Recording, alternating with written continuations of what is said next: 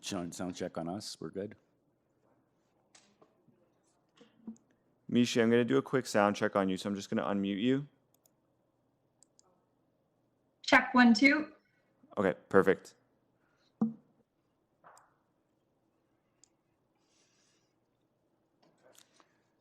Can you hear us, Mishi? Can you hear us?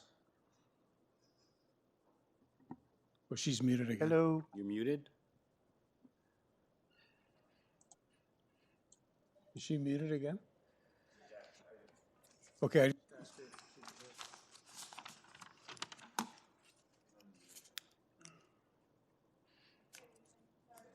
You're doing the clock. Testing 1, 2, 3.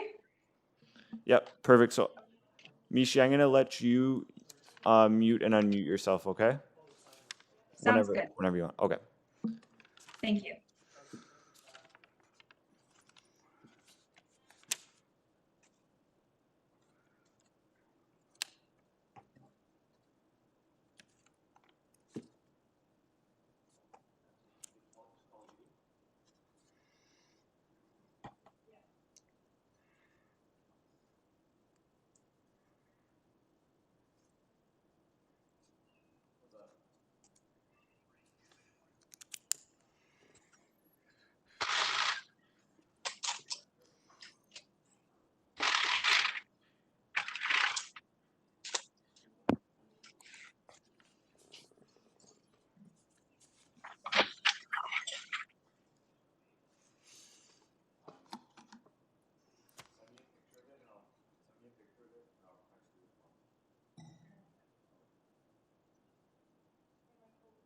You can start.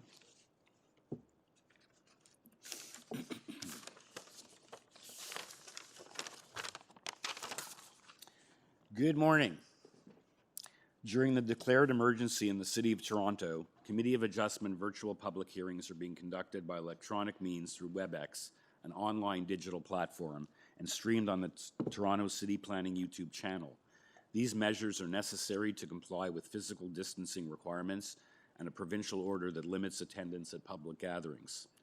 This will be a virtual public hearing, and participants who have registered in advance will be able to make their presentations to the committee using WebEx, an online event that is being monitored by city staff. Anyone wishing to view the hearing may do so by watching on YouTube. Participants who have registered in advance will be connecting either by their computer, a phone, or tablet, or by tablet app, or by telephone. All participants will automatically be muted on entry. When your item is called, each participant will be unmuted by the moderator, one person at a time. Only the committee members will be participating by video. Any registered participants will be participating by audio only. And as well, we have panel chair, myself, Michael Clark, Mr. Robert Taylor on my left, and Mr. Neil Palmer on my right, appearing in person. So we'll ask you to mute your devices until you are called on to speak. Land acknowledgement.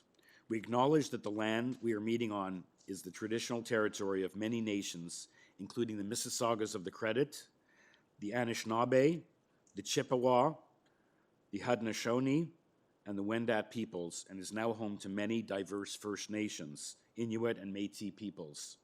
We also acknowledge that Toronto is covered by Treaty 13 with the Mississaugas of the Credit. In accordance with sections 45 and 53 of the Planning Act 1990 as amended, this meeting of the Committee of Adjustment of the City of Toronto is now called to order. The Committee of Adjustment considers applications for variances from the provisions of the zoning bylaw that apply to the property, permissions to extend or alter lawful non-conforming uses, and consents to sever properties to create new lots. Anyone who wishes to receive a copy of the decision of the committee on an application must submit a written request for a decision by email. Please ensure that you include your name, address, and email address, because committee appeal instructions are set out at the bottom of the decision of the committee. The hearing procedure is as follows. We'll call each item in the order listed on the agenda and proceed in order. Normally, in in-person hearings, we would vet the agenda to determine which applications are opposed and require a more in-depth review, but in this case, we're going to proceed in order, starting at item number 1 and proceeding through the agenda. When an application is uncontested, their agent or applicant will proceed with their presentation if required. If it's a very simple application, I'll ask committee members if they feel a presentation is required. Otherwise, we'll just proceed directly to the questioning or decision stage of the application. So the committee may ask questions and or take the matters into the committee for a decision after the speaker has spoken. Each speaker addressing the committee here today, including the applicant or agent, will be given a maximum of 5 minutes to address the committee. And Mr. Palmer will be monitoring the time clock and will give you some warning when your 5 minutes are approaching. When addressing the committee, please state clearly your name and address for the record. Please remember to confine your remarks to the matters outlined in the application.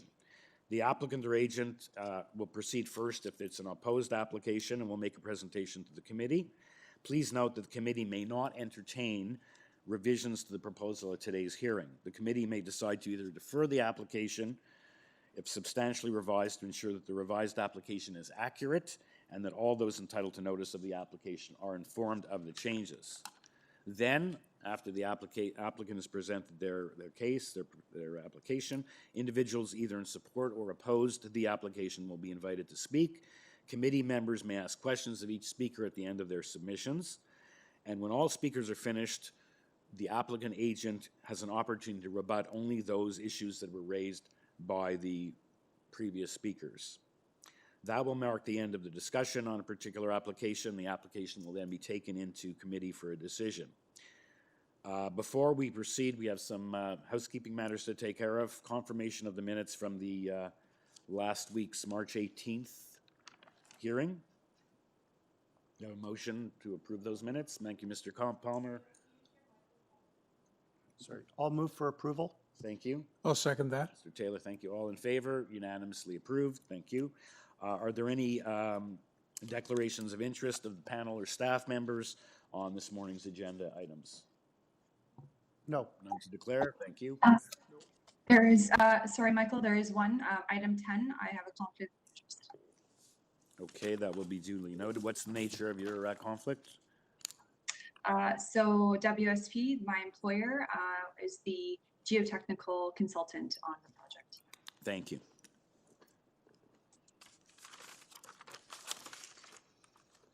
Okay, so we'll start then. We can get started. The first item is 180,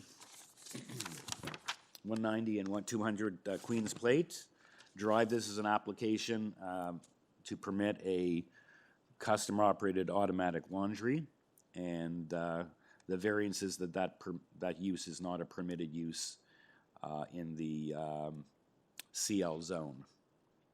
Okay, and on this application, we have all the materials covered. We have a covering letter, previous decisions on the property, and we have a planning memo on this application as well, which is asking for a condition of approval in the event of approval. I believe we only have one registered speaker on this application, being the agent. There is no opposition. It's Tommy Chang. Mr. Chang, are you with us? Yes, Good morning. good morning. Okay, so I don't know if you can state your name and committee members, would you like a presentation on this application? No? Mishi? Okay, Mr. Chang, can you just state your name and address officially for the record, and then we'll see if there's any questions from committee Yeah, sure. members. My name is Tommy Chan, and I'm the applicant and agent for the application A57-20 for the location at 180, 190, and 200 Queen's Plate Drive. Okay. Committee members, do you have any questions for Mr. Chang?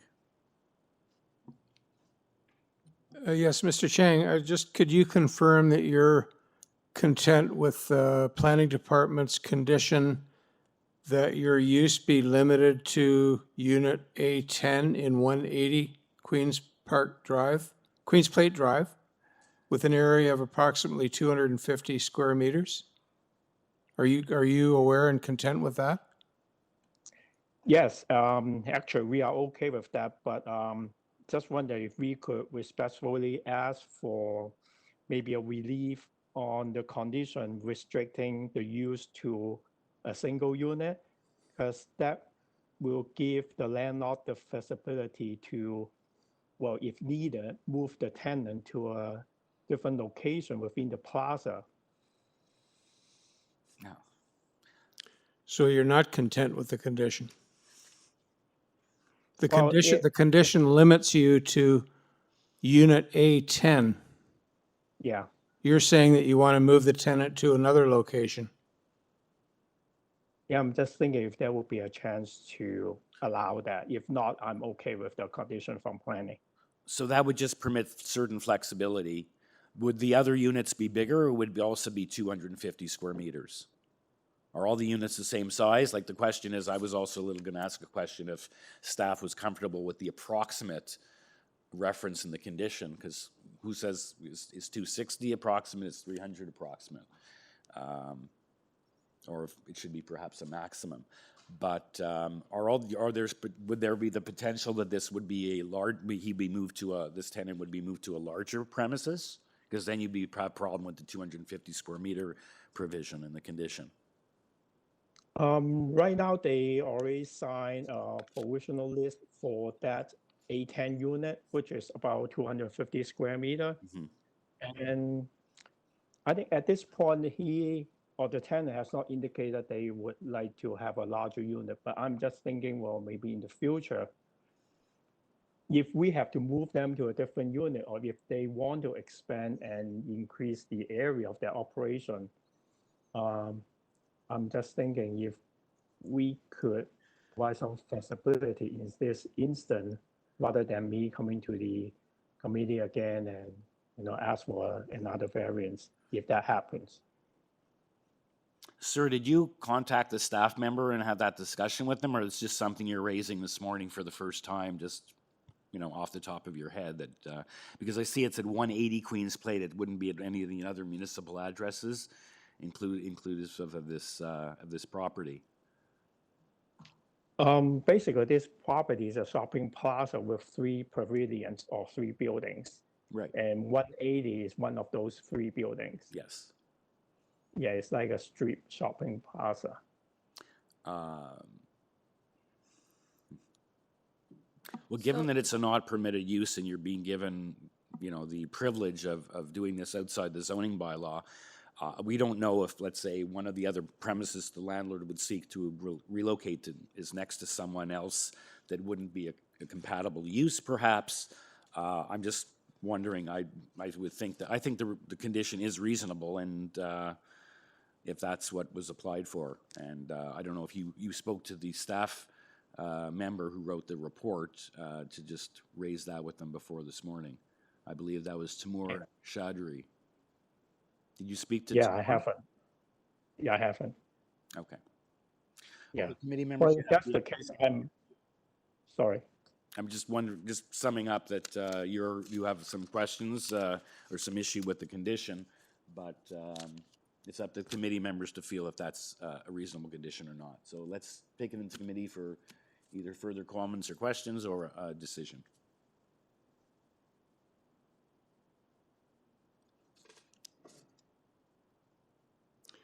I would agree that it's important to limit the permission to the specific unit at 250 square meters, and that any other variations to change or size would be subject to another application to this committee.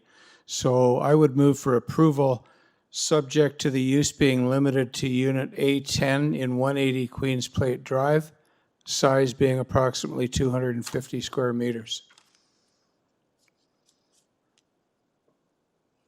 Okay, thank you for that motion. Do we have a seconder for that motion? Mr. Palm? Oh. Mishi? Are you muted or? I second. Okay, thank you. You didn't have any further questions or anything? I don't know if you. No, I agree with Don there. Thank you. Okay, so we have a seconder. All in favor? Thank you, Mr. Chang. You have your approval unanimously. Okay. Subject Thank to the you. condition. Thank you. Okay, the next application is item number 2, 21 Harrow Drive. And this is an application to construct a new detached dwelling with an attached garage We have urban forestry requesting condition number 2. We have 7 variances. We have a revised site plan, cover letter, transportation memo, forestry memo, arborist report. We have letters of support. We have a memo saying that the issues with urban forestry have been resolved once they understood the as of right building envelope. And we have registered to speak on this application 2 agents, Sean Galbraith and Tom Knezik. Sean and Tom, are you with us? Yes. Excellent. Good morning. Good morning. So only one of you is able to speak as the agent? Is it going to be Sean or Tom? It will be myself, Sean, and Tom is here. He's the architect. If there are any architectural questions, he can answer those. Okay, wonderful. So we have, like I said, we have 7 variances. Perhaps we can get a short presentation on this. I think we have we have a covering letter. Do we have any? We have support letters, and we don't have any opposition letters, correct? Correct. There's no opposition, and the support letters include the adjacent neighbor. Okay. Committee members, would you like a presentation from Mr. Galbraith on this application? Okay, why don't you give us a brief presentation? Could I even put some parameters on brief? I'd like a real highlight, a highlight on the resolution of issues identified by transportation and urban forestry to date from your perspective. Sure. So originally there was a variance pertaining to the width of the driveway. That was the issue that transportation had. We have revised the application to remove that variance, and transportation no longer is concerned. With respect to the tree, there's a tree in the backyard that needs to be removed to facilitate the development. And that tree would need to be removed even in the instance of an entirely as of right development. So the variances themselves do not impact, whether or not the tree needs to be removed. And when this was discussed and explained to urban forestry, they were satisfied with that answer and removed their objection.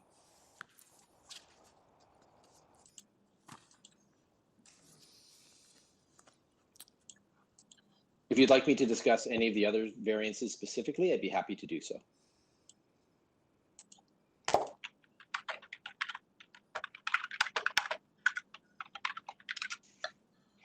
Well, what about the height? The flat roof height is a meter over what's permitted?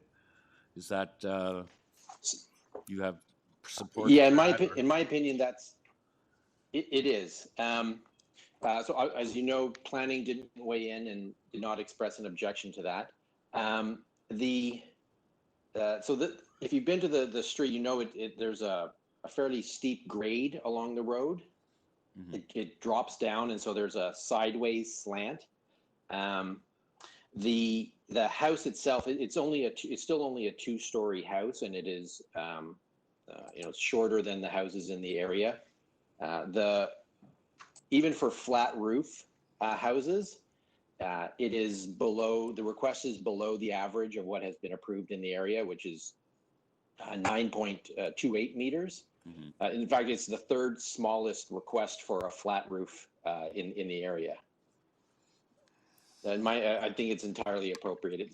It's not a situation where we're going to have like a looming building that is excessively tall.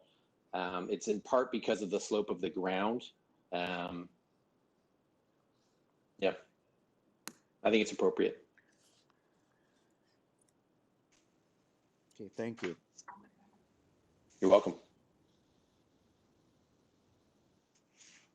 And then there's also the second variance that's required under the old bylaw as well. That's because the 2 bylaws measure height differently. Okay, thank you, Mr. Galbraith. Committee members, any further questions, or is someone ready to make a motion on this application?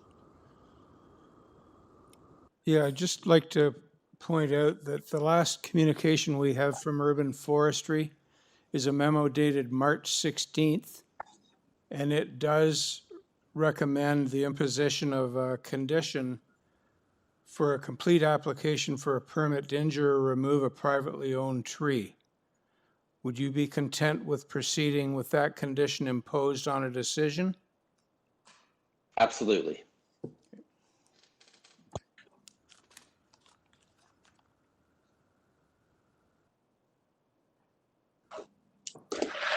And finally, the reason you don't have a driveway width variance is because you're building it in accordance with the zoning bylaw, 4.9 meters, correct?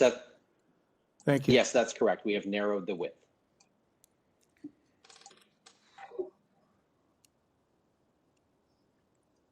Okay, any further questions or someone ready to make a motion?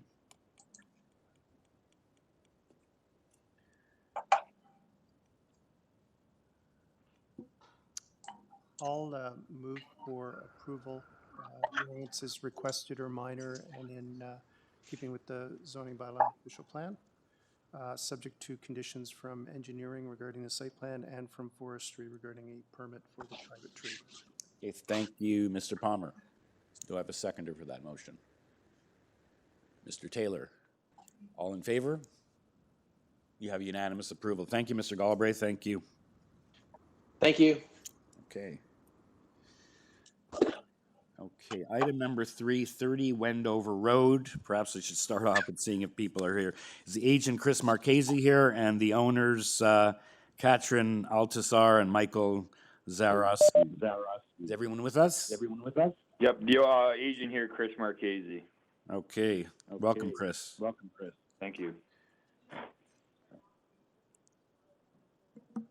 Chris, can you turn off YouTube, please, while you're speaking? There's just a bit of an echo.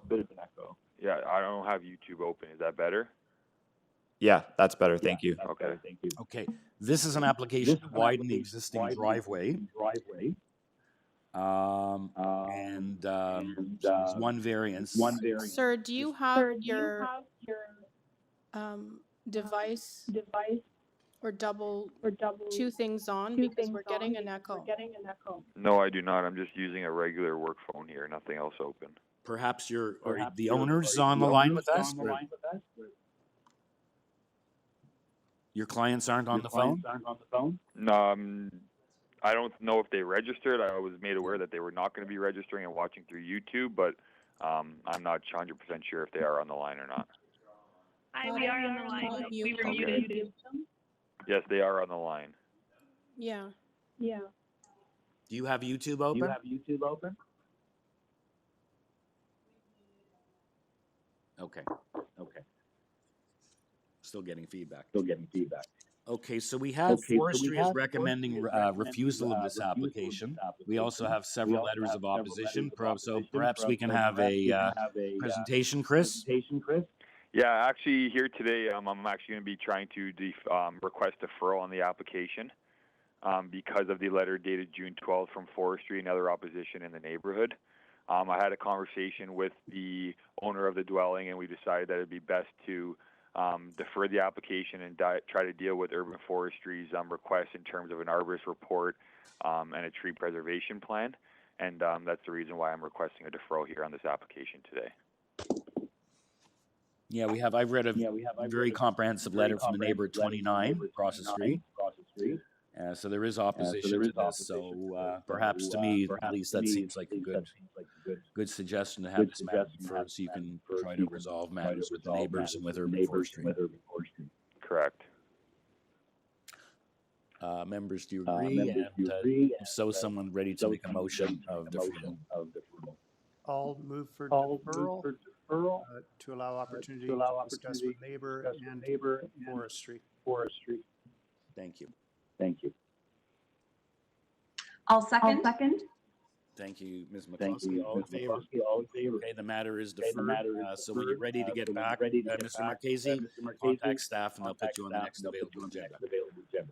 Perfect. Thank you for your time. Okay, please note that based on our volume of files and virtual hearings, you won't be scheduled until the fall. Yep, that's fine. I talked to Angelica and she made me aware.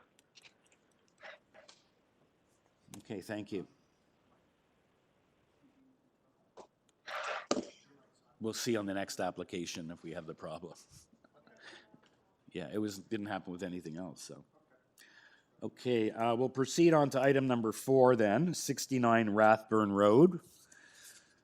On this application, we just have the agent pre-registered to speak. Alankar Lavatri, are you here? Yes. Okay. Yes. Good morning. Welcome, good morning. So this is an application to construct a new detached dwelling with an attached garage, and there are 2 variances.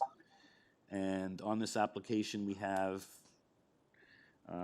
planning requesting a condition of approval to provide opaque screening or fencing along the western edge of the proposed rear deck with minimum height of 1.5 meters.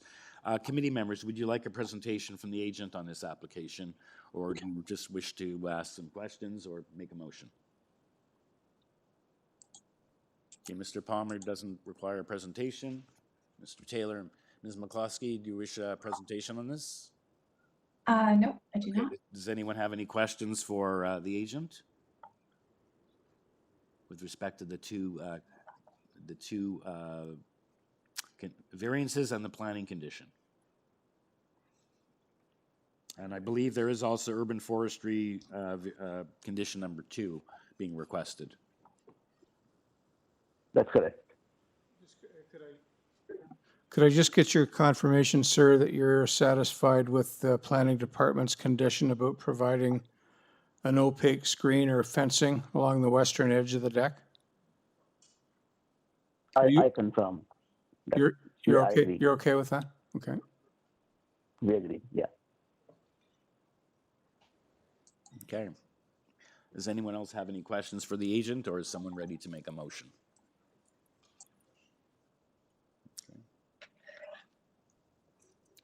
I find the variances to be minor in nature. The other tests under the Planning Act are met, and I would move for approval subject to urban forestry condition 2 and the city planning department's condition regarding screening on the western edge of the proposed deck. Thank you, Mr. Taylor. Someone second that motion? I'll second. Mr. Palmer, all in favor? You have unanimous approval. Thank you, sir. Thank you very much. Thank you to all committee members. Okay. Okay, item number 5, 212 Queenslea Avenue. First of all, is the agent Marco Vieira with us? He may not be. I have a note here that this is an automatic deferral, that variances have been missed.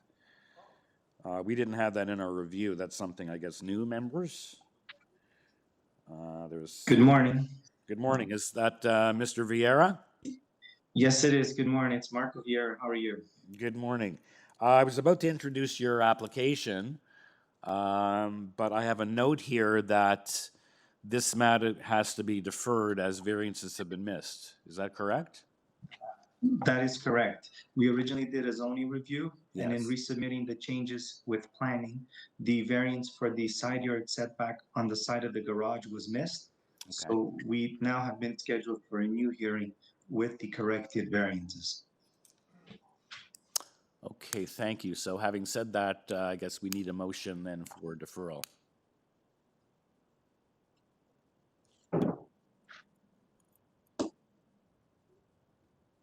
In order to send a revised notice showing that missed variance before we can have this matter heard. Yes, of course. Correct. Sure.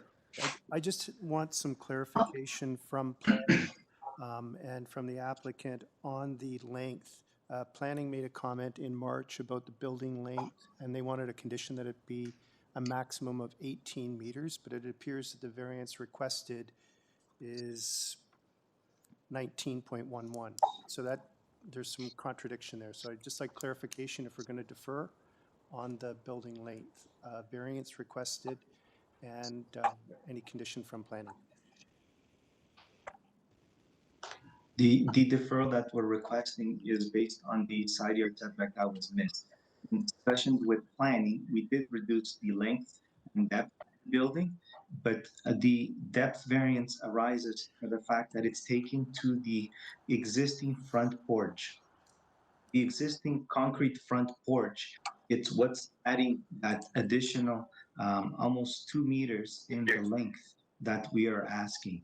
So the length variance is looks excessive because the zoning examiner took the extent of the proposed garage all the way to the front to the existing front porch wall, not the house wall. And that's why we need the length and depth variance as we're asking as part of this application. And also the next application, the variance for length and depth will not change. And from the latest submission that I have done. So it's a reduction, but it's not meeting the reduction to planning. And I explained that through planning. Since then, they haven't changed the report or mentioned that either they were okay or that they were not okay with the revised.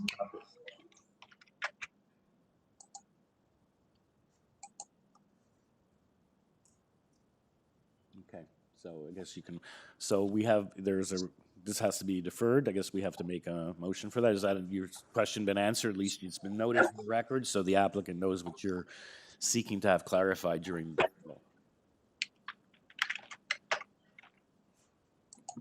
I'll move for deferral to add the requested variance for a side yard. Thank you, And Mr. for Palmer. clarity on the other variances. Okay, do we have a seconder for that? Mishi? Oh, sorry. Mishi, Okay, fine. Mishi McCluskey, all in favor? Okay, the matter is deferred. Thank you. Thank We'll you. see you again here when this matter gets resolved and put back on an agenda. Thank you. Probably likely in the fall. Okay, so the next application is 18 Blair Athol Crescent. This is an application for, hold on a second, this is the one we have a lot of people who've pre-registered for this. Mr. Chair, can we hold this item because the agent has not called or logged in? Oh, okay. Are the neighbors online here on item number 6? I see we have a lot of neighbors pre-registered. Microphone. Sorry, Chair. On the line, we have Ms. Scarcella, Ms. Campbell, Mr. Cugini, the Bodnariks, Mr. Hanson, and Ms. Brandon.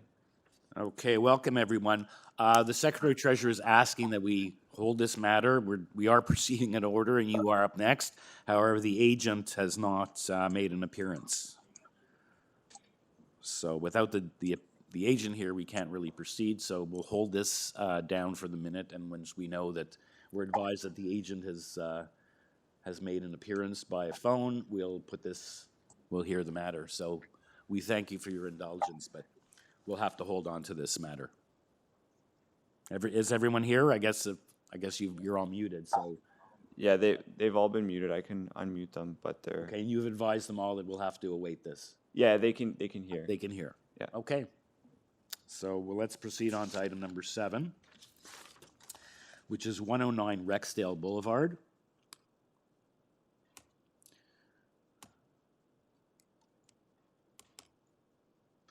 And this is an application to permit a vehicle dealership and vehicle-related uses within a multiple occupancy. A previous Committee of Adjustment application approved the vehicle dealership and vehicle-related use. And there are 2 variances. The only registered speaker is the agent or the applicant on file, Eric Mertzo. Are you with us, sir? Eric Mertzo, the agent on 109 Rexdale.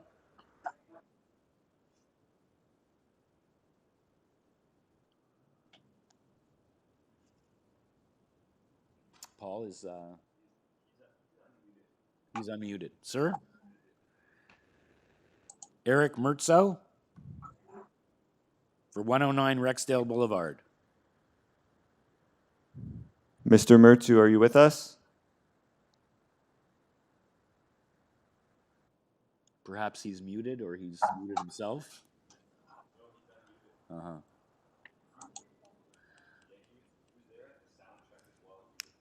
Okay, so let's hold this one as well. Okay, the next application is item number 8. 100 Martin Grove Road.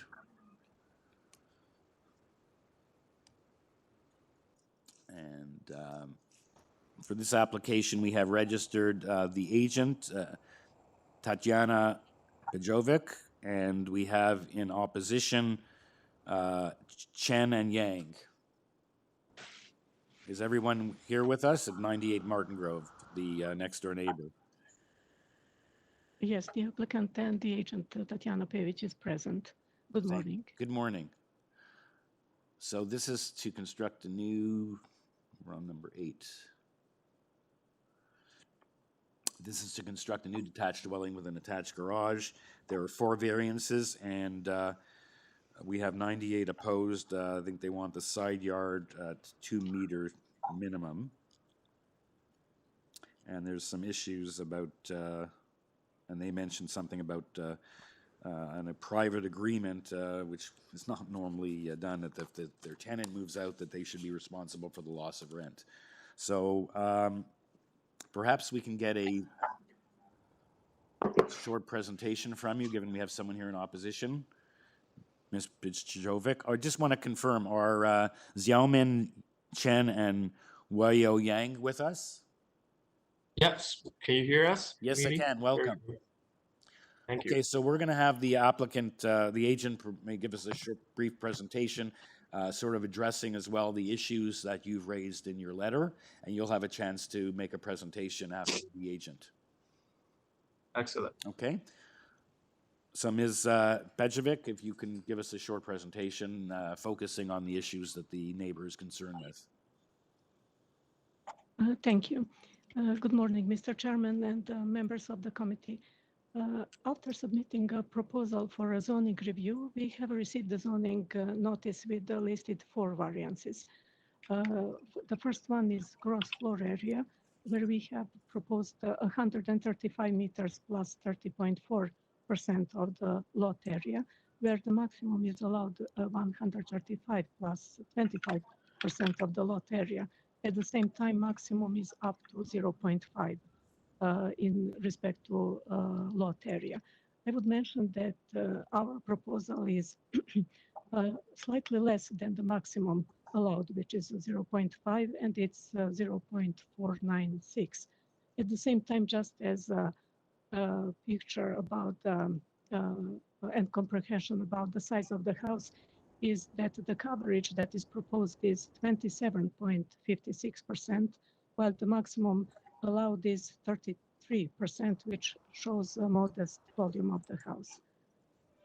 Also, we have variance, which is required front yard setback of 10.9 meters, while we have proposed 10.53. I would just mention that this value of 10.53 is in fact only to the decorative column, which is a part of the front garage wall. And in fact, the whole front main wall has setback of 11.44 meters. One of the variances is also a required side setback. And according to bylaw, required side setback is 1.2 meters, which we satisfied with this requirement. But the aggregate of the side setback should be 20% of the lot frontage, where we have proposed the aggregate setback of 244, while the requirement would be 341. The proposed house is placed almost at the same location as the existing bungalow, and the proposed setbacks are very similar with the existing ones. The existing house at 100 Martin Grove also does not comply with the aggregate side setbacks, and it seems that it is similar situation with the houses in the street, regardless of their existing lot frontage, and that is the same situation with the number 98. The fourth variance is maximum permitted soffit height, which is 6.5, while in our proposal we have a requirement for 6.9 meters. I would mention that this is resulting from the applied design style, which is implemented for this house, But at the same time, we don't have exceeded height of the building. It complies with the zoning requirements, as well as the height of the main walls, which is also not an issue, and it complies with the zoning height requirements. All other features of our proposal, I would mention that are in line with the zoning bylaw. And let's say if we are talking about coverage, length of the house, height of the main walls, landscape area, driveway dimensions, and similar. We are aware of the letter of objection that was sent by the owner of the property, 98 Martin Grove Road. And we also tried to respond to this letter, giving our understanding of the conditions on the site. And our response was uploaded on the Committee of Adjustment website. And I would also try to address their concerns, which are expressed in the letter. As I mentioned, the proposed new house at 100 Martin Grove is sitting almost at the same location as the existing house. And that is also shown on the drawing which is submitted with our response. So the contour of the proposed house is showing that the new house is almost at the same location. So the condition and the ratio and balance between the houses in respect to setbacks is not changed. And what is also important is that the proposed garage is also on the south side of the lot. So it's exactly on the same location where is the existing garage. That means, in fact, that the strip footings, which are also shown in the on the elevations of the drawings which are submitted to a Committee of Adjustments, are approximately only 4 feet deep. And they are in exactly the same ratio in respect to distance and the depth to footings which are existing footings of the garage at the number 98 Martin Grove. I would also mention, since we see that they are also concerned about the depth and the volume of excavation, that the basement of the proposed house has setback of almost 5 meters to the side property line, or exactly 494.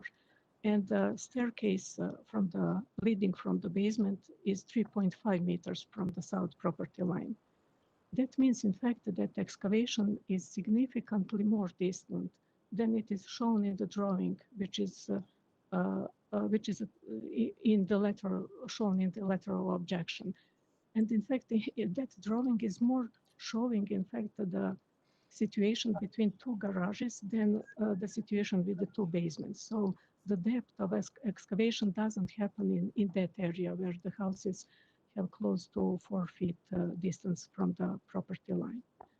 And regarding concern about the driveway, I would also mention that in the new proposal for the house at 100 Martin Grove, we have proposed a driveway which is in line with the width of the new proposed 2-car garage. Okay, Ms. Petrovic, can you just wrap up because you're over 6 minutes already? And I just want to clarify. So basically, you're saying it's almost the side yard setback that 98 is concerned of. It's almost in the same position as the existing house. When you say almost, is it any worse? Is it any closer? Or it's we have in respect to requirement 1.2 meters. We have setback 122, and the existing setback is just a moment. But I guess this is a new build, so yes. What is the reason you can't meet that setback? The existing setback is 126, and on the other side, 126 towards the property of 90 Martin Grove 98. Okay. Okay, thank you. Let's hear from the neighbors, and you'll have a chance to respond to their concerns if you haven't raised it. Just to let the neighbors know before you speak, we have no authority of the items other than the side yard setback. We can't deal with issues of construction, any agreements that you'd have to deal with yourself. If there's issues, you can get in touch with the building department, but we don't impose those type of conditions about responsibly recovering costs and damages and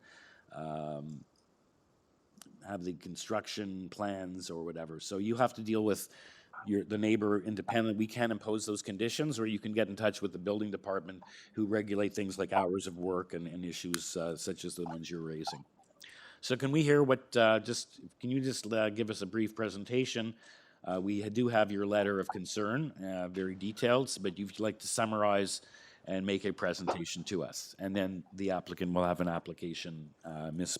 Pejovic will have a chance to respond to your submissions. Absolutely. Thank you, committee, and thank you, Taniela. Now we would like to address the number 3 variance. Okay, can you out just, of the are you four- Chen or Yang? Can you just introduce yourself? Hi, committee. My name is Wei Yan, and I'm on behalf of Xiaobin Chen. She's right beside me. Okay, and you're speaking on behalf of both of you. So please go ahead and tell us what Can you your also concerns indicate your address so the public is aware as who's speaking? Sure. Our address is 98 Martin Grove Avenue. Sorry. Okay. Our address is 98 Martin Grove Road, Toronto, Ontario. Mhm. Okay, can I proceed? Yes, please go ahead. Perfect. So we would like to specifically address our concerns with respect to section 900.3.10. Well, the applicant specifically mentioned that they meet the minimum requirement side yard setback of 1.2 meters, but it doesn't really meet the aggregate amount width of both yards. Actually, the proposed 2.44 meters is 28.5% less than the required zoning law. And this raised a great concern for us for 2 reasons. In fact, we reached out to the professional architect and we obtained a professional assessment from the chief architect here. In the letter, the chief architect specifically mentioned that the shorter the side yard, the higher likelihood of disturbing the soil around the house. To put into perspective, both properties were at least 60 years old. The length of the duration of the house makes the foundation of both properties extremely vulnerable. In case the lateral of the soil movement, which can affect the support underneath my home and footing. And also the soil may lose some of the integrity once the slump toward the excavation. Yes, sir. That's In one your presentation, in terms of we're looking at the built form, the impact on you once it's built of being that much closer to you. Any issues dealing with footings and those type of things, we don't, you have concerns with that, but that's not what we make our decision based on. We assume that all proper construction measures will be taken to avoid some of those risks you speak of, but it's not before us. We deal with the built form and the planning. So you have to tell us how this variance to the side yard being closer to you than the bylaw requires, how that how that affects the ability of the applicant to do that in terms of weighing what the impact of you of being that much closer than they're required to be under the bylaw. So that's what we want to hear about. Excellent. So in fact, in our objection letter, there are 2 images provided by the professional architect. So the first one specifically details the length and the distance between the 2 properties. And the second image specifically addresses the concerns. Again, the shorter the distance, in fact, the applicant proposed 1.22 meters. That is specifically shorter because, and it poses dangerous to the property of our home because of the shorter distance and the vulnerability of the soil here. Therefore, to comply with the zoning law, I believe it's reasonable for us to recommend a minimum of 1.7 meters from the borderline. And more importantly, one of the key things that the applicant missed on his site plan was there was a recreation room right behind the garage, and it's adjacent to the proposed house. So to put into perspective, we have a family living in the property. there are seniors and there are college students, they might use this refreshment room if should the construction approved. Should the construction approved, it's likely that the soil, it's likely that there are dangers to our property and foundation. And if that's the case, that would lead to some serious problems. And that's what we are trying to prevent here. In fact, we recommend the applicant to provide us a clear plan to prevent such issues. And that's all we are asking for. So just to clarify, what the item number 3, variance 3 provides is that the minimum required side yard setback on either side is 1.2. And the aggregate of both yards shall not equal less than 20% of the lot frontage, which is 3.41. So in this case, the aggregate side yard is 2.44. So you're talking about the impact on you in terms of, we've heard your concerns. Is there anything else you'd like to add to that before we go back to the agent to respond to your concerns? Nope, that's my major concern here. Okay, committee members, do you, either of you have any questions, or all three of you have any questions for the speaker before we go back to the agent for her reply? Question. So your concern is mostly with the construction activities rather than the built form after the construction activities are completed? Well, yes, the concern was related to the construction activity, but the concern arise from the proposed construction site. And for example, the shorter the aggregate side yard, the higher likelihood there's a problem with the construction activity.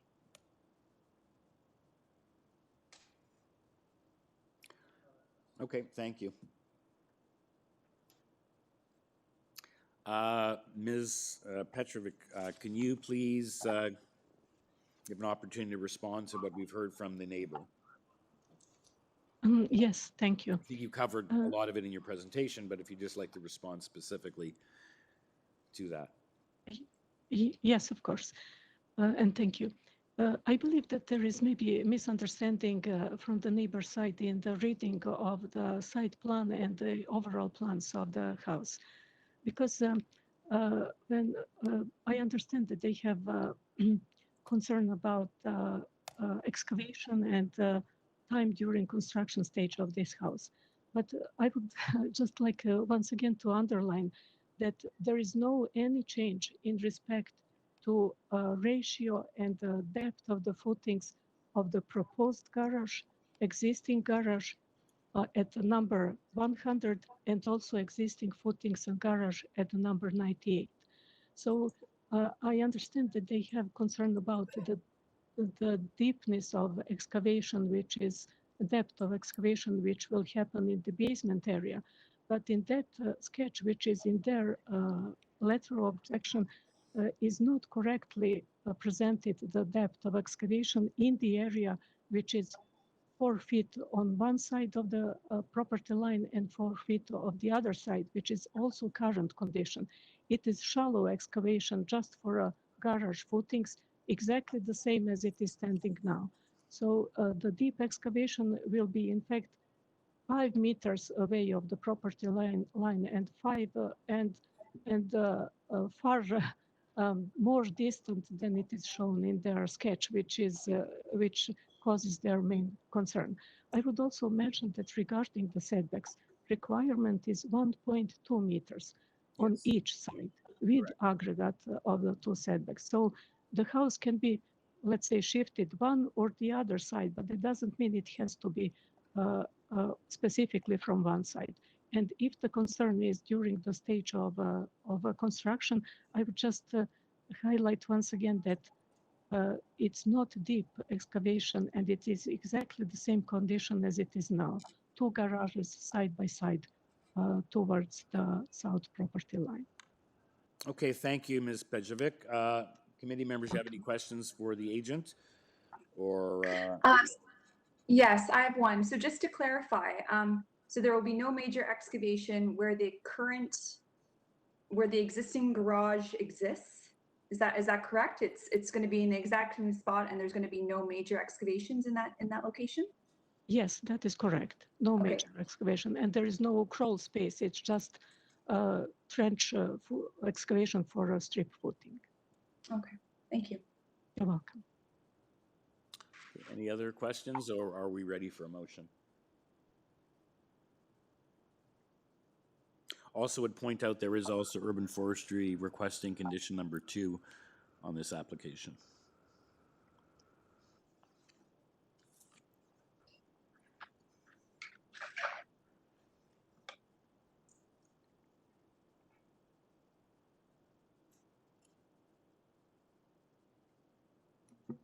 I'll move for approval. The requested variances meet the 4 tests of the Planning Act, are desirable. So they're approved, subject to the forestry condition. Thank you, Mr. Palmer. Do we have a seconder for that motion? Second. Thank you, Mr. Taylor. All in favor? It's unanimous. Thank you, agent, and thank you, neighbors. The application has been approved. Thank you very much. Thank you. We just have a new call-in person, so we want to verify which application they're for. Call-in user 12, phone number starting 416992. Hi, hello. Yep, what is your name and which application are you This is calling? I'm here for 109 Rexdale Boulevard. I was on before, but you guys couldn't hear me. Okay, so do we want to That's go back number to 7. item 7? Yeah, we'll go back to number 7. Welcome. Hi, how are you? So Eric Mertzo, we don't have anyone else registered to speak on this application. So let me That's just correct. introduce it for quickly. Okay, we got to go back. Okay, this is item number 7. 109 Rexdale Boulevard. It's an application to permit a vehicle dealership and vehicle-related uses within a multiple occupancy. A previous Committee of Adjustment application approved the vehicle dealership and vehicle-related uses. So there are 2 variances. And planning is requesting a 2-year limitation regarding the approval, and transportation is talking about a 5-year approval. That's what I seem to have gleaned from my review of the application, so perhaps we can hear from that. So this permit a vehicle development within a multiple occupancy. Perhaps you can explain how what the multiple occupancy is with respect to what you already have approved there, and why you have to be before us. So we have a copy of the previous decision. We have the planning report and transportation report, which I've just outlined, requesting conditions of approval. So please give us your name and address for the record, and give us a brief presentation, please. Hi, hello. So my name is Eric Mertz. I'm the agent or the applicant here on behalf of the owner, and we were here about 5 years ago as well to get the vehicle and related uses permitted on site, the vehicle dealership, I should say. So at the time, I guess committee gave us an approval for 5 years to operate the business, which is still there. And you know, it was within that time we're trying to proceed with a more permanent type of application in terms of zoning and site plan, and we have to go through various channels for that. So we are still planning on doing that, and it does take a bit of time. But in the meantime, you know, we'd like to get an extension for the previously approved variance. Right. So the previous one was for 5 years. It expired April 30th. I guess you're a little late because of COVID in terms of being before us. So you're here because of the 5-year period that you were granted back 5 years ago. Correct. So it appears as planning and transportation still seem to want to keep this for a limited period. Are you content with that? Is that? We are. I've read the staff report. We are content with it. I would we requested 5 years on our application. I know planning has requested 2. Ideally, you know, we'd like to get a little further ahead, because we have to deal with hydro in the back as well and some other agencies, and getting a full approval for zoning does take time for this. Yeah, I'm just we'd trying to be read the, amenable to yeah. Yeah, I'm just go trying ahead. to read the letter here and figure out why, if they gave you 5 years last time, why they're only wanting to give you 2 years this time.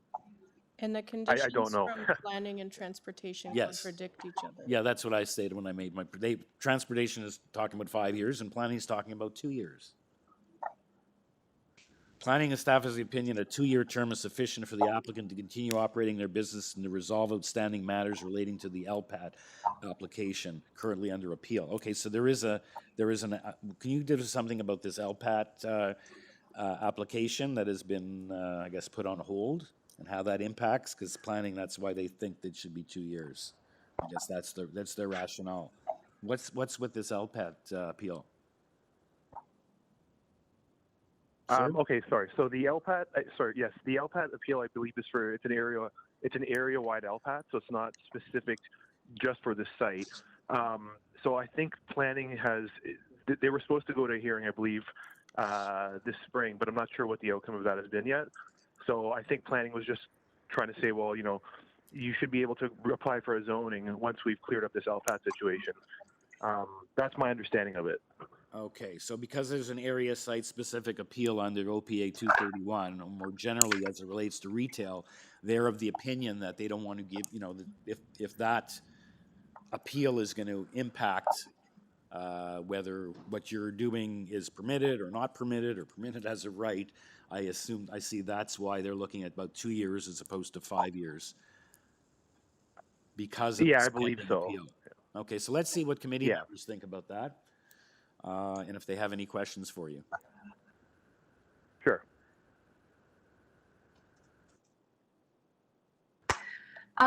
Mishi, may I ask, Mishi here, have you attended any of the previous LPAT hearings in regards to OPA 231? Are there any specific concerns to your property for the area-wide amendment? To your knowledge? Well, to be quite honest, I don't have much knowledge about the LPAT proceedings. Okay. We weren't notified either. Like, as was the agent, at least I wasn't notified of anything in terms of the hearings and things like that. So I am a bit unaware of what stage you're at right now. Okay, because I'm just looking online and it does appear that hearing on May 19th was canceled, probably due to COVID. So Right. Yeah. There might be further delays moving forward. Okay, thank you. Okay. Okay, does anyone else have any questions for Eric? Or is someone ready to make a motion in dealing with the conflict between what planning is proposing as a time limit and what transportation is proposing and the rationale for that?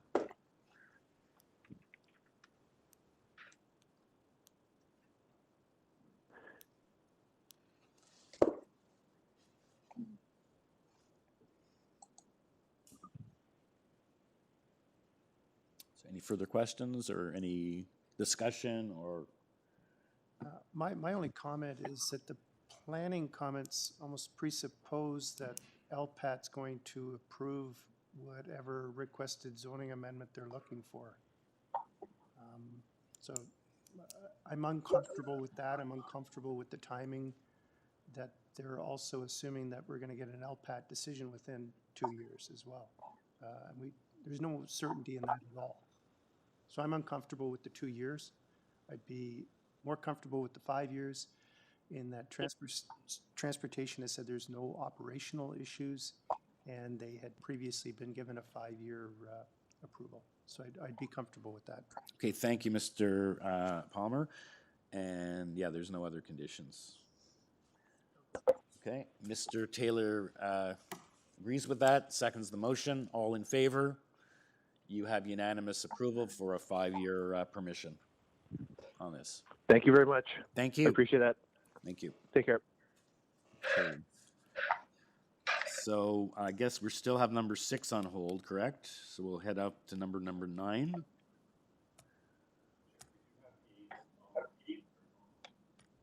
Okay, so we have the agent, so I guess we should go back to item number 6 now.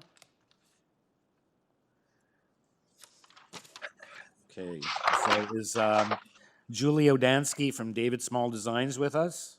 Sorry, Chair. No, It's Peter Giordano. I've been on the list. I've been on hold since 9:30. Okay, And they please just keep didn't in mind unmute you me. did not pre-register. You have to pre-register with us so we know to call on you for future applications, okay?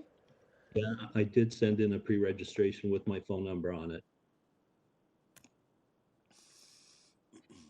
Anyway, Okay, I've been waiting. I've been can you, here. so you're not, you're the agent on this?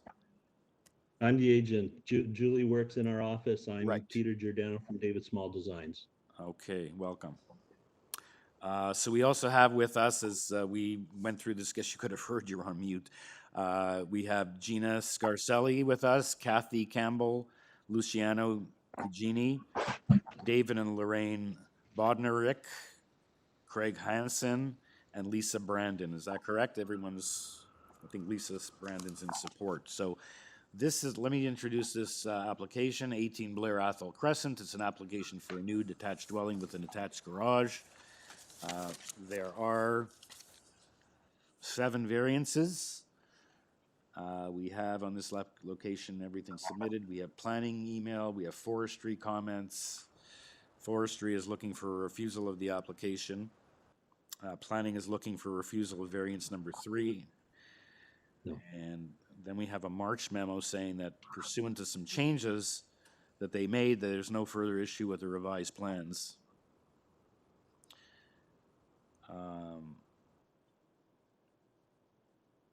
There's some note about the neighbor at 16 saying that they never agreed.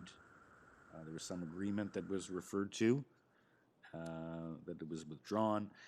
And we do have like numerous letters of objection and a couple of letters of support. And we have a number of people on the line. So how we'll do this is we'll give the agent an opportunity to give a 5-minute presentation on this application. And then hopefully there's a spokesperson for the neighbors. We're not going to be able to hear from all neighbors that are present. I don't know if anyone, it looks like the neighbor directly, most directly affected at 16 next door, Ms. Scarcella and Mr. Asta. I don't know if other people would like to weigh in. If you would like to, I'd ask that you carefully listen to the comments of the neighbor most directly affected, who will speak first after the applicant. And if there's any other concerns, we don't want to hear the same concerns that are raised by the first speaker, but if there are other concerns that you have that were not raised by previous neighbors in opposition, then certainly we'd like to hear your comments, but just don't repeat the same concerns that were raised by previous speakers. So I think we'll start off hearing from the applicant, Mr. Giordano, the agent. Then we'll hear from the next door neighbors at 16 Blair Athol, and then we'll see if anyone else would like to weigh in as well. Okay, so let's, Mr. Giordano? Yes. 5 minutes, please introduce your application and give us a presentation. Okay, thank you. And just also, we're here have you today- just mentioned in your presentation whether there's been consultation with neighbors or not? And where we are here. There has been consultation with the neighbors. One of the notes that you had mentioned there was in reference to a consultation that was occurring between our client and the neighbor at 16. He was under the impression that they were going to be okay with the variance. He made us aware of that. We reached forward to planning, suggesting that number 16 didn't have an issue with the variance. That was premature. They have followed up suggesting that they do still have an issue with the variance, and they will be speaking to that. So that's just a preamble to my summary. Okay. So we're here requesting consideration on 7 variances. We've worked closely with planning. We've made some reductions. There was a requirement, item number 3, that planning weren't supporting. We made some revisions to reduce the width of the house, to increase the side yard setbacks, and reduce the FSI. And as a result, we've received support from planning. So the updated letter would be support from planning, or no objections from planning at least. The first variance that we're asking for is FSI 0.45 increased to 0.54. I'd like to note that the coverage on the home is 3% less than the maximum allowed, and as such, the footprint of the home is consistent with zoning requirements. It's the stacking of the second floor above the ground that pushes the floor area over in the floor space index. Our committee research within the last 4 years show that many recent applications were approved at FSIs that ranged between 0.51 and 0.61. Understanding applications are approved on their own merit. The FSI of 0.54 we believe to be consistent with recent approvals, and I could provide additional details of those if you require. Variance number 2 requires a front yard setback of 7.69, where we're asking for 8.97 is required. We're asking for the reverse, 7.69. Now, the existing house being removed is currently at 8.10, so it's less than the minimum or than the required amount. But the design of the house has a staggered front wall that steps back 3 times, a foot each time. So the variance of 7.69 is to the small entry archway. It's only 8 feet wide, and it's the front wall that approaches the front door, and then it steps back 12 inches. So the main wall that you approach on the sides of the entry is actually set back 7.99, almost 8 meters, and then the main wall of the house goes back even an additional 12 inches, and then finally the garage face is located at 8.78. So even though we're asking for a variance of 7.69, the staggered elements on the front do create a much larger front yard overall in terms of the setback of the house and the massing of the house. Okay, Mr. Giordano, if I could just interrupt at that point, and I'll add the time on. So in that case, would you be content, because typically in that situation you described, planning would ask for a condition that it be tied to the elevation plan to make sure that that front yard setback is, as you indicated, only for a certain portion of the frontage and not across the whole lot? Oh yeah, absolutely. Okay, so please proceed. Sorry for Okay, interrupting. so I want to point out that the neighbors at number 20 on either side at number 16 and number 20 have similar front yards. So I think one of the arguments that the neighbor was making was that they didn't like our front yard setback, but we're very much in keeping with the front yard setbacks of the adjacent houses. Okay. Variance number 3 requires a reduced side yard. The house is positioned parallel to the west left yard at 1.75, where 2.4 is required.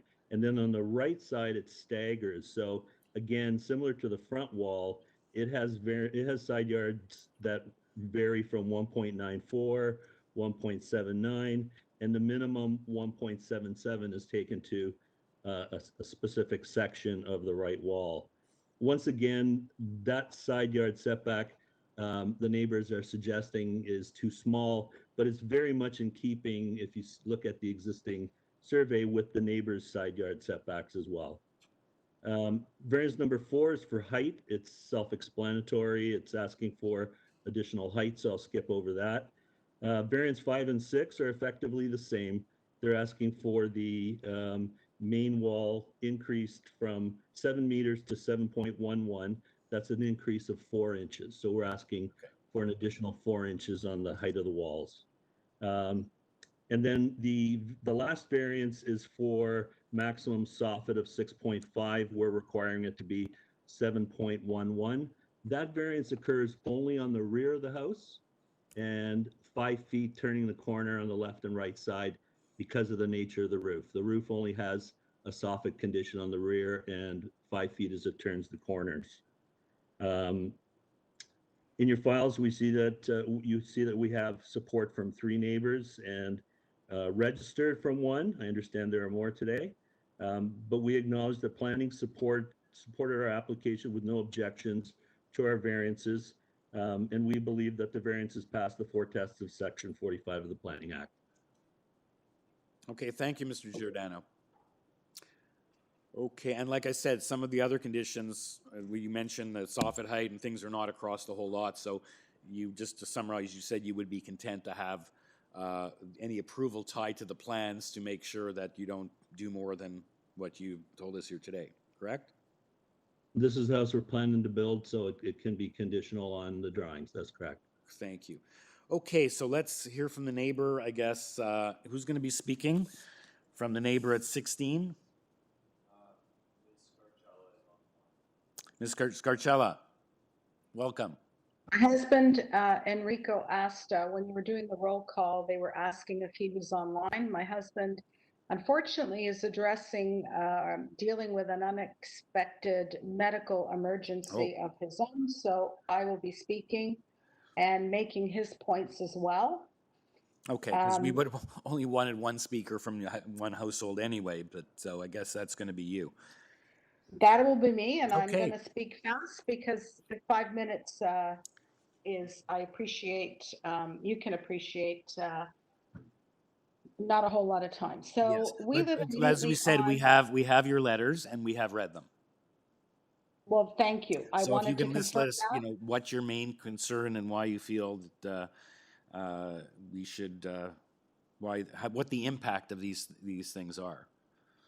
Well, yeah, I'm going to make some key points to detail the things that I have said in the letter. Yep. I also want to make sure that you have the objection letter from 20 Blair Athol Crescent, because I rely on that letter as well. And I assume you have read that as well.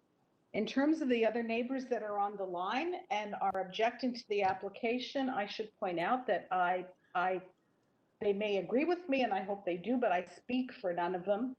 And we have not organized in that way. Okay, that so you're speaking for yourself. I understand you're not. I'm speaking for myself and my husband, so Yep. they may have their own things to say.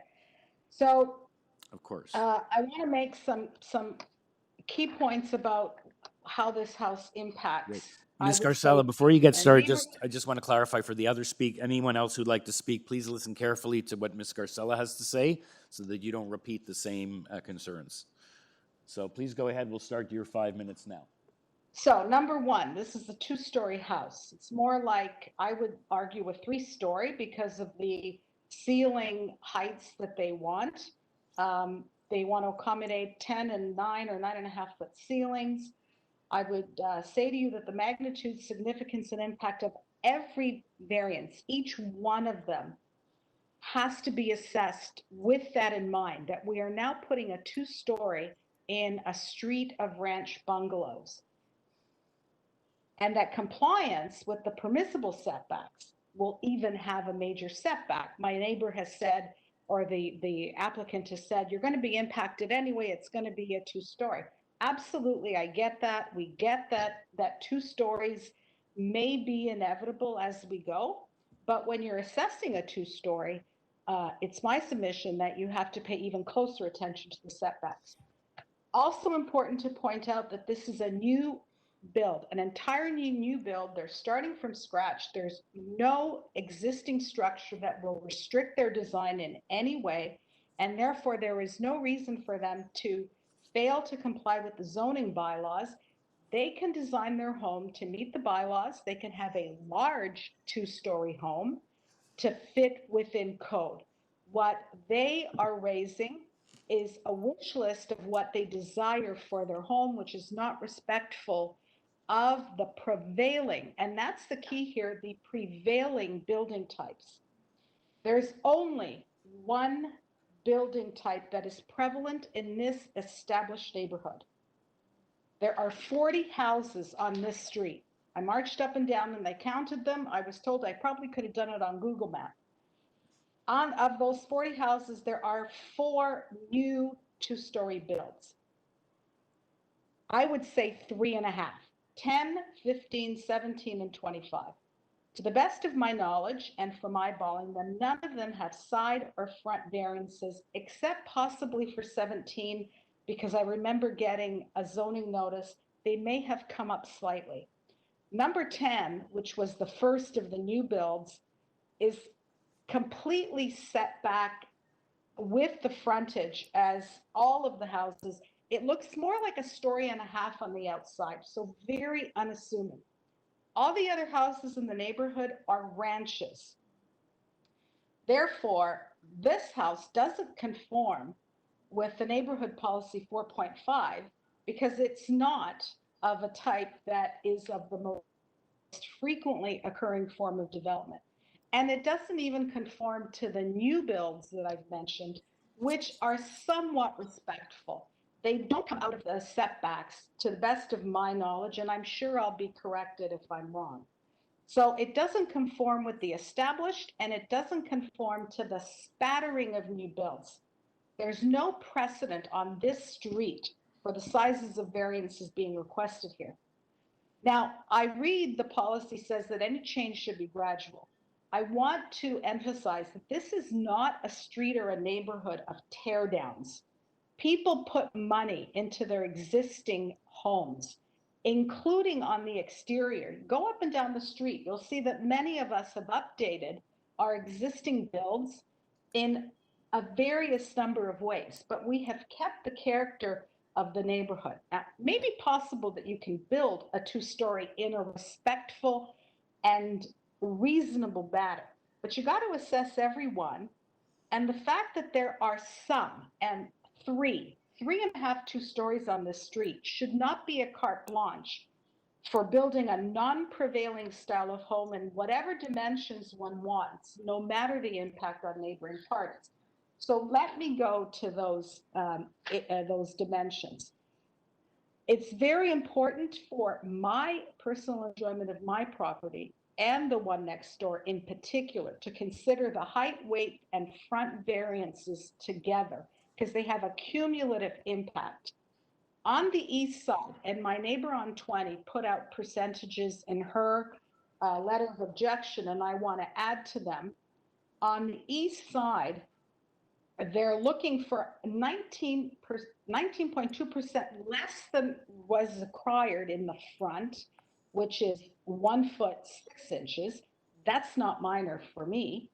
And 26.3% less on the east side in the back, which amounts to 2 feet 1 inch. So it doesn't respect and reinforce the prevailing patterns of side yard setbacks as per the neighborhood policy 4.5G. The front, which is of particular concern, they are looking for 14.3% less than is required, or 4 feet 2 inches. And this is a 2-story home. I would have a problem with it if we're a bungalow, but a 2-story home, which is extra high, 3 feet above what they're permitted to do, is massive. When you add the porch, it's a covered porch.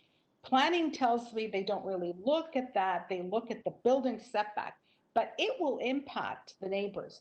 They're looking for 27.6% less than is required with the porch, or 8 feet 2 inches. So that doesn't. Ms. Garcelle, can you please wrap up because I let you, you're at 6 minutes now, so if you'd like to wrap up, please. Very good presentation, by the way. I will wrap up. The combined effect is going to change the streetscape. It's going to be a 2-story wall in a single plane, the mass and bulk of which is made even more significant by the height. It will block the sun. It will change shadowing. It will block the street view. It will completely take away all the reasons why people like me and others have bought into this neighborhood. The neighbor who is proposing this house has not given one reason as to why he needs to do this, other than his personal desire. Okay, thank you. And that, the case law is clear, cannot be a deciding factor. Okay, thank you, Ms. Garcelle. I can let you just, first of all, I want to start off by saying I hope your husband's feeling better, feels better. And you made as good a presentation as any professional planner that appears before us. So it was a very organized, clearly spoken presentation. So you did a really good job. Well, I think in presenting what your concerns are. Helped. Okay, thank you. Is your husband still planning on speaking? We still have him showing up as a Well, I think I'd only want one speaker from each household, and he's had a medical emergency, so he's not speaking, she's indicated. He's not here. He's at the hospital. He's at a clinic. Okay, well, you did a very good job. So let's hear, are there any, let me just see if there's any other speakers, any other neighbors who would like to weigh in addition to what Ms. Garcella had to say. We have Kathy Campbell. Kathy Campbell.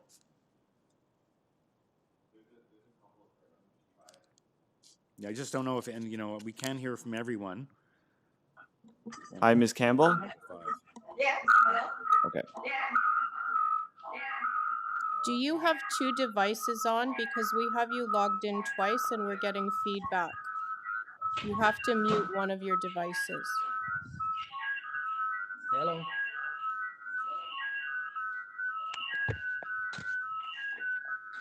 Anyway, perhaps we can hear from someone else. Is someone else wishing to weigh in on this? If we can.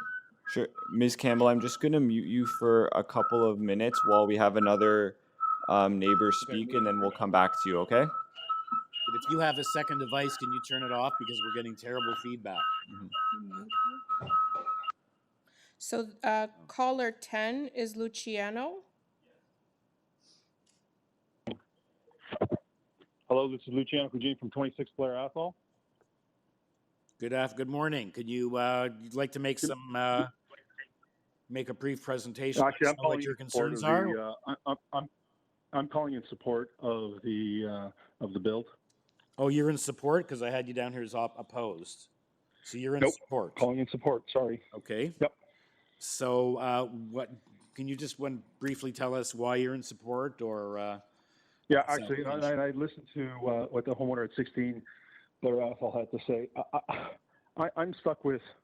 Is this a 3-story building that they're building? Because I didn't see that anywhere in what they proposed, and yet the homeowner at 16 continuously brought up the fact that this was a 3-story build of some sort. I'm not sure if she was using it to exaggerate what the actual build was going to look like. I also will add to that even though from a percentages perspective, there is fewer 2-story dwellings on this particular street, the neighborhood in general doesn't have that, meaning all new builds that are actually taking place within the neighborhood are all 2-story, all have some type of variance unique to themselves, and have all been built. So this doesn't really fall out of line with what the neighborhood looks like, more specifically towards the topper end of the street where this house is being built. There's a 2-story home, 2 houses up, one literally across the street.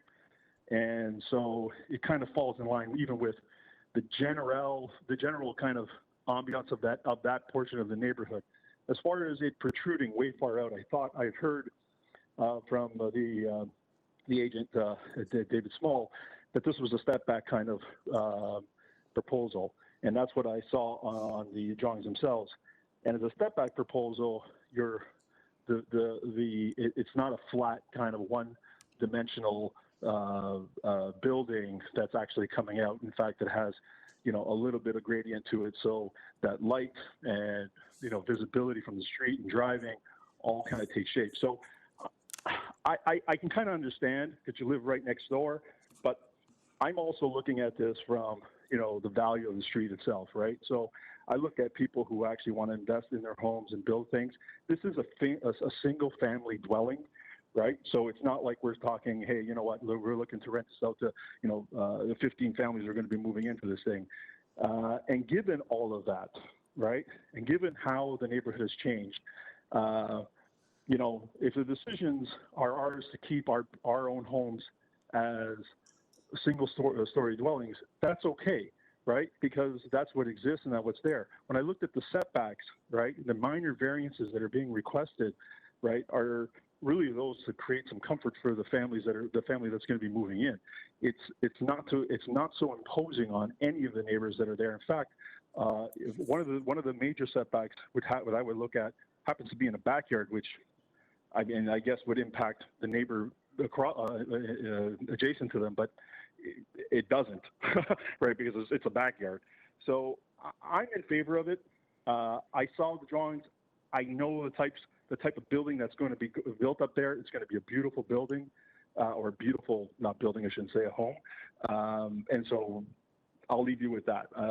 I don't know if others in the neighborhood feel the same way, but there will be additional buildings or additional builds in the neighborhood. That's inevitable. And so that we stop one person from building what we're looking to build, what we're saying is, oh, guess what? This neighborhood will never change, and that's not going to happen. Okay, thank you, Mr. Cugini, for your input. I'd also like to point out on our list, Anna Santos, 24, was noted as being in opposition, but I just saw it together with your letter and the support that she is in fact in support, not in opposition. So that should be noted for the. Yes, hello? Yes. Hi, this is Anna Santos. So I'm in favor as well, and I'm for 24. I'm with 24 Blair Athol, but Yes. 26 as well. Yep. Yeah, Luigi's at 26, you're at 24. So you're yes, in support. I'm at 24. You're in support of this. I am in support, and I'll just further add, and I'll explain why. In addition to what Luciano has just said, I happen to be a resident of the street, but I also am a realtor, and I have the luxury of knowing that neighborhood quite well because I do a lot of business in the neighborhood, and I can tell you that every single house in that neighborhood that is a two-story has had quite a few variances. In particular, one right across the street from me, which is the exact same size property as the one that we are currently speaking of, and it is over height. It was over height. It was oversized. It had the setbacks, and you know what? And the house is an absolutely beautiful house, just like the one across the street from the one that number 18 is proposing right now. They add to the neighborhood. And I can tell you there's two other homes. They're saying that the previous person just said that, there's only 4 homes. I can tell you 31 is planning on building next year.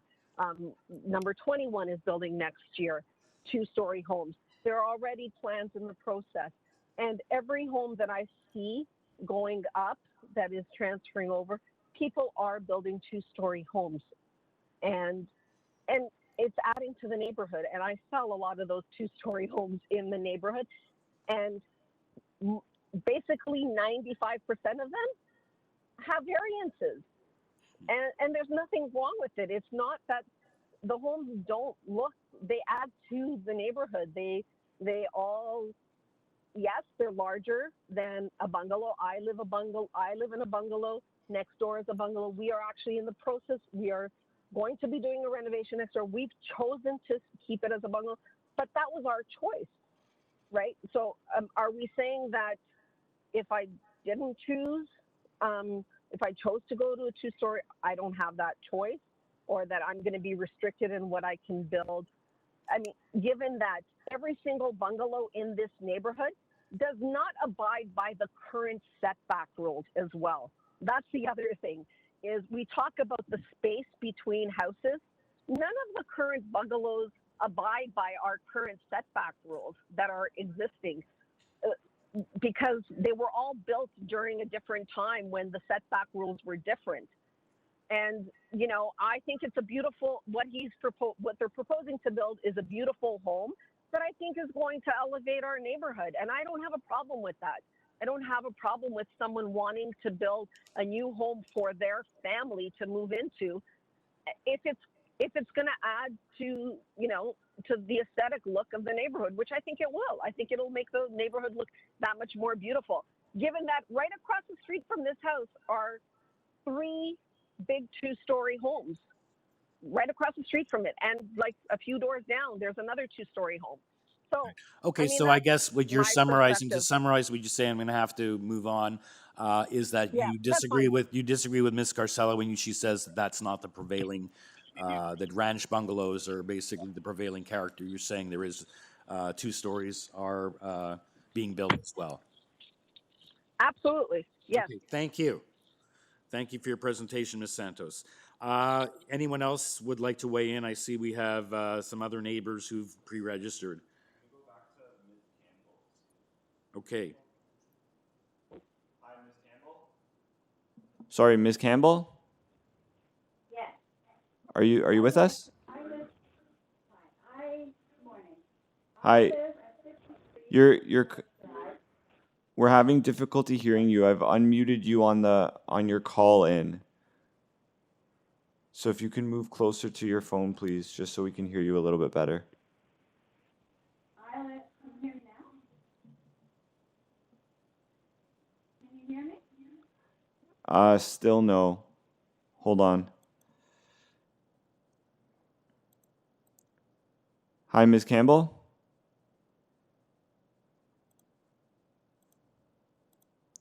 Ms. Campbell? Sorry, Ms. Campbell, we're still getting a lot of feedback. Like the Deputy Secretary Treasurer said, you have 4 devices on, so if you can just shut a couple of them down and we will call you back. Ms. Campbell? Can you hear me? Oh, that's a lot better. Oh, it's never mind. That's not a lot better. Sorry, we're gonna mute you again, and we'll come. Yeah, we can hear you, but we're getting a lot of feedback. Wait 1 second. Can you log off of all of your other devices and just keep that one on right now? Hello? Hello? Hi, there's still an echo. It's still showing that there are 3 devices that you're logged in from. So if you can just log out of the other 2.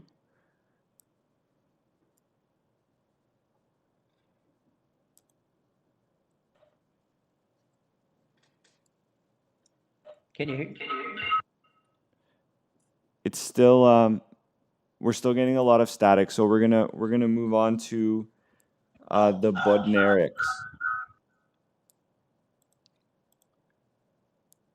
Hello. Hi, Mr. Hello. Mr. Bodnaric? That's David Budnerick speaking. Good morning. Good morning. Can you let us know, we have you registered as a speaker in opposition to this proposal, to this application. Can you briefly tell us, if you'd like to weigh in with some comments, would you like to briefly, and if you listen to the other comments of the previous speaker, Ms. Scarcella, to perhaps not cover anything she had to say, but what are your concerns with this application? Why are you in opposition? First of all, my name is David Budnerick. I'm the resident at 7 Blair Athol Crescent and have been so for 40 years. Okay, welcome. I will try and not be redundant based on everything else that has been said. Overall, we want the proposed structure at 18 Blair Athol to conform to the relevant bylaws without any variances, minor or otherwise, being approved. I'd like to table some of the proposed variances and their divergent from the bylaws. The source of my calculation is the minor variance report dated June 2, 2020. Variance 1, the floor space is 19.8% over the bylaw footprint. Variance number 2. Sir, you don't, if you're gonna tell us the percentages, that's really, we want to hear what the impact, we just don't want to hear that if it's 18% over or 60% over, then how can it be minor? We'd like to hear what your, what the impact. This is relevant. This is relevant because when you take the total volume of the structure, it's massive. Okay. Now, that said, however, the point is you can't not put forward any argument that you cannot build a beautiful structure on a lot of that size and have to exceed the bylaw. There's plenty of room to build a wonderful structure, but it can be done within the bylaws. We need conformity. So if you're going to force me to summarize without any statistics, I would like to say that we have no objection to new residential construction in the neighborhood. However, new construction needs to conform to the current bylaws. Conformity failure will result in precedent-setting variances, which will serve as leverage for builders of subsequent projects to use to their own advantage. And we've already heard those arguments already this morning, because this guy got it, this guy wants it. That kind of thing is going to start to happen. It's going to accelerate. In conclusion, the proposal and its supporters are blatant in their disregard for our bylaws and have nothing but disdain for the spirit of the neighborhood. Thank you. Okay, so you're saying there should be conformity to the bylaws, that they're certain that they're generous enough to build a beautiful home in full compliance, and that there should be no variances. correct? Absolutely. Yeah. No question about it. The lots are huge. Thank you. Okay, the Paul, any next- other speakers who'd like to weigh in We briefly? have Craig Hansen. I am actually against the redevelopment here. Yes. I'm at 2 Blair Athol Crescent, and we have been there for about 14 years as well. Mhm. I guess my biggest concern is the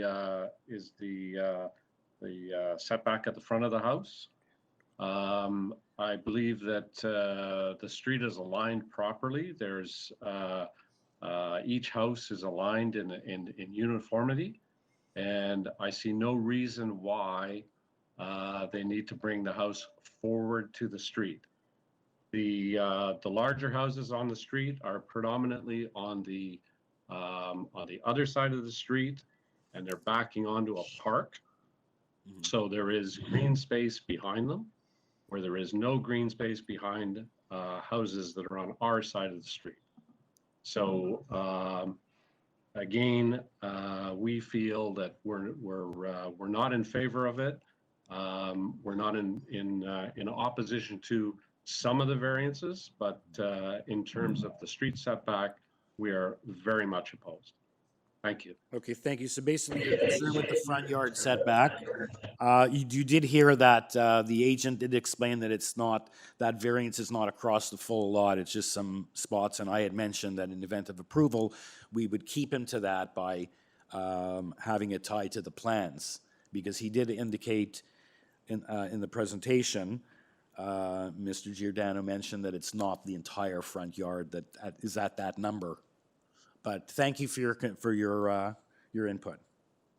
You're welcome. And you're basically telling us as well something new and we hadn't heard, that the odd numbers, the odd side of the street, the odd numbers are the ones that enjoy the ravine or the park at the back, and the even numbers, such as you and the applicant and the main objector on that side of the street, the larger homes are mainly on the odd side, is what you're telling us. Correct. Okay, thank you. That would be correct. Thank you, sir. The next speaker is Marika Sturbinski.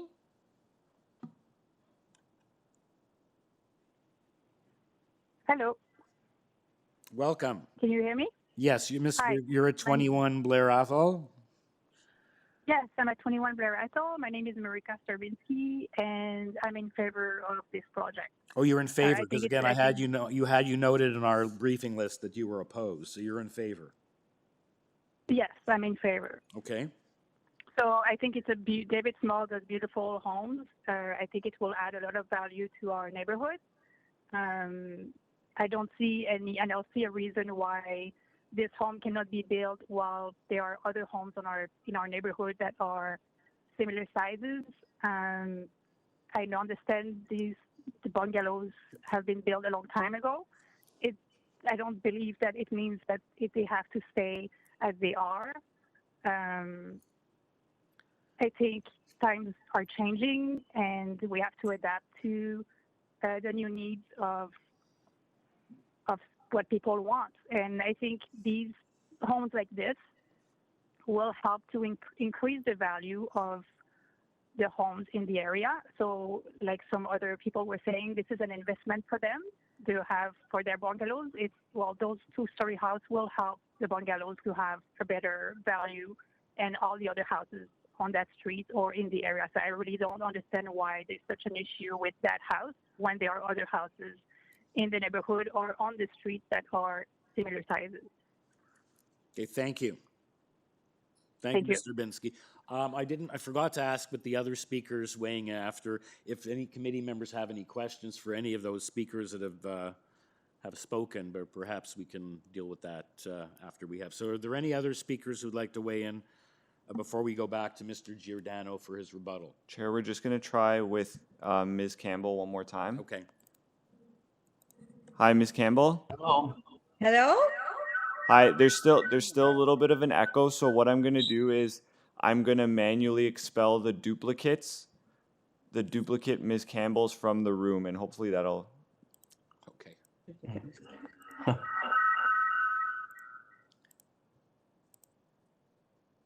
Ms. Campbell? Yes? Okay, that's perfect. Can you Thank hear you. me? Oh, great. I live at 63 Prince George Drive, which is directly behind the house to be built. Okay. And our backyard has a lovely southern exposure. We get the sun. And with this huge house going up, our backyard is going to be affected with the loss of a lot of sunshine. There's also a beautiful maple tree that they're going to be taking down, which is unfortunate because it's quite lovely. And it will probably reduce the value of our home because of this thing right behind us. And we're going to lose a lot of privacy because people on the second floor can certainly look down and look into our windows and see what's going on. And Ms. yes, Campbell, it's is true. your house is a one-story? Yes, it's a bungalow. Okay, thank you. And it's true that other houses have been built, but walking down some of the streets where these huge homes have been built, it's starting to look more like Woodbridge rather than the beautiful plan that this neighborhood was built for, with lower houses, wide open spaces. It looks quite a bit like the countryside rather than the middle of the city. And that part is being lost. And you just walk down certain streets like Twyford and you just see huge homes with very small looking lots because they've taken up all the space.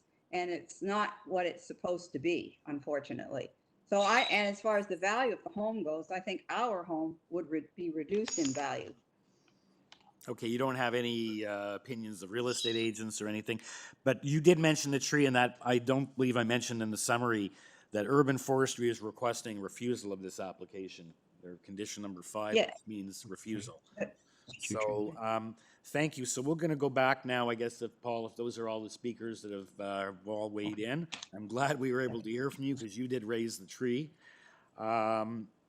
And we do have, so I'll just raise one thing I want to hear in rebuttal, Mr. Giordano, is what your internal ceiling heights are, because one of the speakers did mention that you have very high ceiling. Internal ceiling heights would perhaps is affecting the variance for height. And as well, I'll just reiterate that you have offered that the event of an approval to have it tied to the plans to be substantially in accordance, to raise concerns with both, as you mentioned, the side yards and the front yard setback is not across the full property. So go ahead, you'll have 5 minutes to reply to the concerns raised by the neighbors, and please proceed. Okay, thank you. I'll try to make it as brief as I can. First of all, Mrs. Scarzella, I'm hoping your husband's better, and I appreciate all of the comments that you've made. I want to correct one of your statements. There is a porch on the back, but you mentioned it was a covered porch. It's not a covered porch. It's an open porch. So it's effectively just a large concrete porch at the grade level, only about a riser above grade. So the impact of that porch is really negligent. It's negligible. It's not really an issue at all. So hopefully that's clarification for you. I understand that the drawings are shown to you in 2D. It's hard to appreciate some of the stepping that we've taken care of to do. I want to point out that the right corner of your house on your property is only 7.88 meters from the front yard lot line, which, is effectively what we're proposing at the minimum on one of ours. So we've done our best. If you look at the site plan, we're not longer at all. It really fits in with the 2 adjacent houses. If you look at the setbacks, we're pretty much in keeping with the setbacks on the 2 adjacent properties, and yours does come out a little further. I understand that number 2 Blair Athol has a projection. I think it was Craig Hansen that called. Their house projects about 3 feet further forward than ours from what it appears to be on the mapping of the house. One way or another, it's at least the same, if not closer to the property line. And one of your objections was the conformity of the front yard and the alignment. I believe what we're proposing is keeping a pretty strong alignment with your properties. We got, I thank Luciano and Anna, the speakers, for their support. They covered most of the questions that I wanted to bring up, and they brought up some very good points. The tree in the back. So there's a Norway maple that's close to the built form of the house. Forestry is asking for a denial of the variance or removal of the porch because of that tree. Now we've approached forestry and we spoke to a lady there in forestry, Svetlana. We spoke to Svetlana. They basically said that that's a healthy tree. It's close enough to be within the construction zone of the house.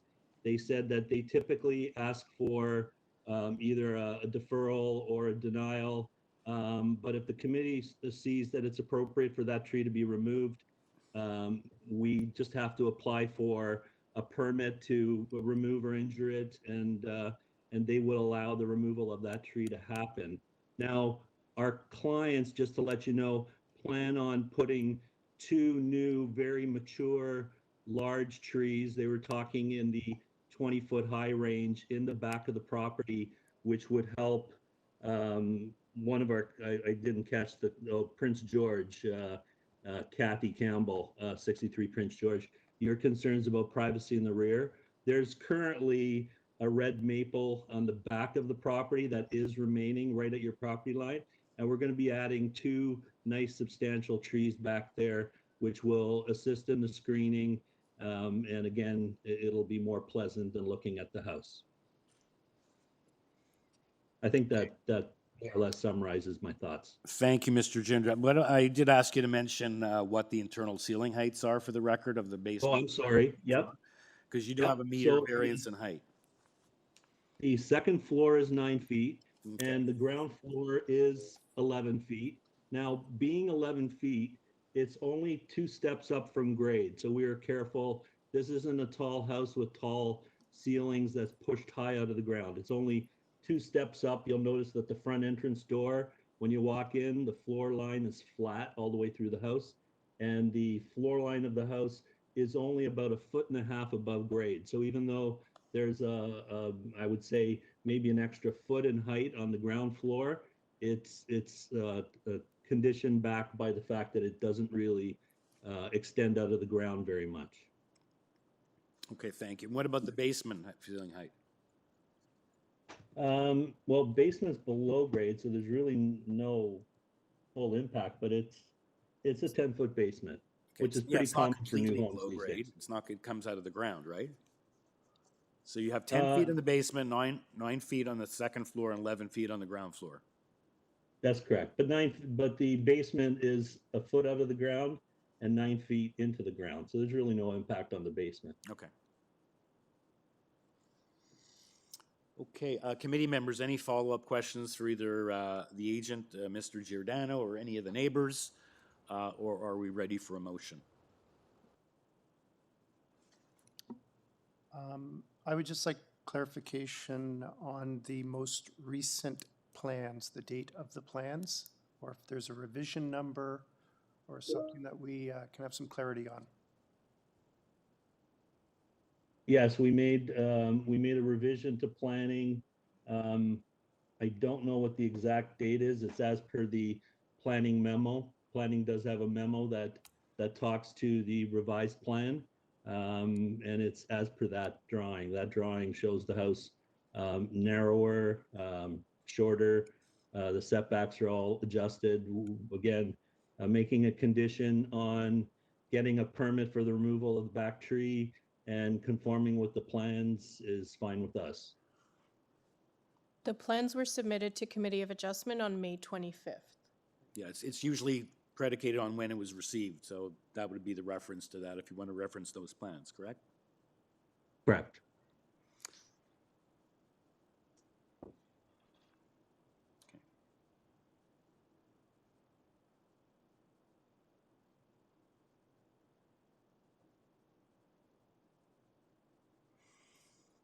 Okay, so we're waiting for a motion from one of the members.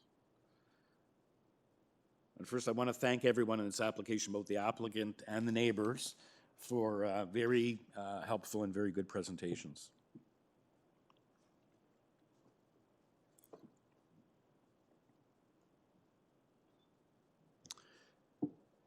Yes, I would repeat, thank you to everyone for your interesting and not necessarily totally aligned comments. It's always interesting to hear very different perspectives on the same project. I think in listening to everyone, the essence of the contention here is the difference between what has been on that street predominantly since it was built about 60 to 65 years ago and what is proposed now, not only in this particular specific instance, but generally throughout certainly Toronto and I guess North America to a larger extent. Our purview here, of course, is to deal with not what is there, but what could be there. And the key document is the zoning bylaw, and of course, we're dealing with requested variances from that bylaw. I find the variances that are being requested to be minor in nature. I find that the project meets all of the requirements under the Planning Act, and I'm prepared to move approval subject to urban forestry condition 2 and subject to compliance with for the project to be substantially in compliance with the plans that were filed with the city on June 25th, May 25th, 2020. And that, Mr. Chair, would be my motion. Thank you, Mr. Taylor. We have a seconder for that motion. I second. Thank you, Ms. McCloskey. Anything to add to that? You want to?